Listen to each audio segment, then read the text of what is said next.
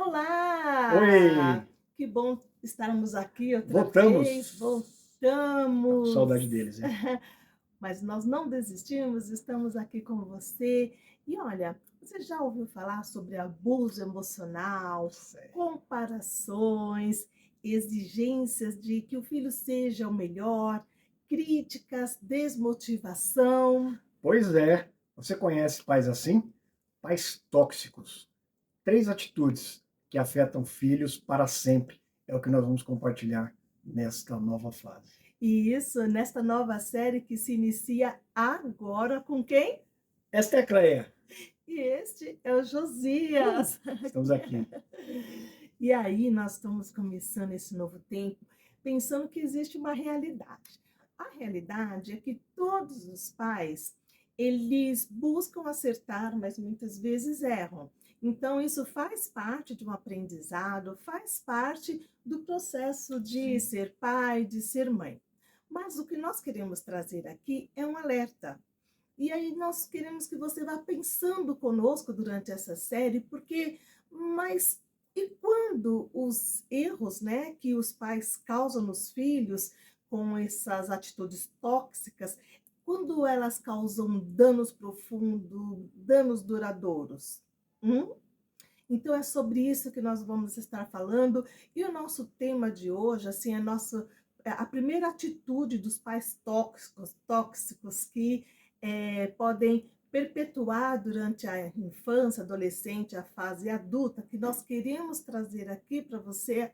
A primeira atitude é pais tóxicos, a exigência do filho ser o melhor. Uau, tema muito importante. Sabe aqueles pais que esperam que os filhos sejam perfeitos em tudo? Já conhece alguém assim? Muitas vezes é para alimentar a vaidade do próprio pai e encobrir fracassos do passado. É mais ou menos aquela história: o que eu não fiz, você vai fazer. O que eu não pude realizar, você vai ter que realizar. A verdade é que quando os pais agem dessa forma, seja movido por vaidade, por fracassos pessoais, eles vão sem querer, muitas vezes, produzir filhos doentes. Aquela palavra, aquela frase, você tem que ser o melhor, eu te criei para isso, ou eu não te criei para isso, também tem, né, as duas vertentes. A verdade é que isso cobra um preço muito alto dos filhos. O filho ele consegue fazer alguma coisa bem, o pai chega e fala: você não fez mais do que a sua obrigação, você é obrigado a fazer mais do que eu. Se o filho não consegue, aí é pior ainda, amor. Vem a humilhação, vem a sensação de que nunca ele vai ser bom o suficiente e ele vai trazer esse peso, peso de ser o melhor, peso de ser o diferenciado, peso de não poder errar. Toda essa carga ele traz e isso vai gerar na vida dos filhos marcas duradouras, marcas que vão, né, permanecer durante toda a existência, e isso vai trazer também muitas características que a gente vivencia quando a gente encontra adultos já, mas que já foram filhos e na condição de filhos passaram por isso. E isso traz o quê? Como carga e como marca duradoura na vida da pessoa? Autoestima rebaixada, Total. pessoas com autoestima destruída, pessoas que não veem em si mesmo pessoas vencedoras, pessoas que podem realizar coisas boas, sensação constante de nunca agradar ninguém, ou o contrário, aquela necessidade constante de estar sempre agradando o outro, de fazer tudo pensando em agradar o outro. Ele foi uma criança que passou por isso e trouxe essas marcas aí que perduram até hoje. O sentimento de fracasso e inutilidade. Muitas vezes ele persiste e persegue a pessoa durante toda a vida. Né? Isso. É muito sério, né? É Totalmente. sério e nós podemos ver o reflexo de tudo isso que você está falando em muitos É. adultos. Você vai se identificar aqui no decorrer desse nosso bate-papo que inicia hoje, né? E nós queremos deixar essa reflexão para você de que os nossos filhos, eles não são a extensão dos nossos sonhos. Então, existe um problema muito sério, né? Então, eu gostaria de ser um advogado, e aí eu forço meu filho, eu impulsiono, eu faço tudo para que ele seja um advogado, quando, na verdade, o sonho dele era ser um engenheiro. Por exemplo, né, isso é Um apenas músico, um exemplo. Um músico, uma en artista, uma enfermeira. enfermeira. Então, os nossos filhos, nós sonhamos com eles sim, nós desejamos que eles, né, caminhem, que eles vá adiante, que eles vá mais longe do que nós fomos, né? Mas é preciso ter um entendimento de que eles não são a extensão do nosso sonho, do que nós desejamos para nós, né? Então, errar nessa questão desse ensinamento, desse pensamento, faz parte, né? Errar, aprender a consertar tudo isso, aprender a fazer isso de uma forma que ele entenda que é bom para a formação do caráter, tem que ter aí um equilíbrio, né? Porque isso ajuda a criança na sua formação do caráter, a formar a sua resiliência, né?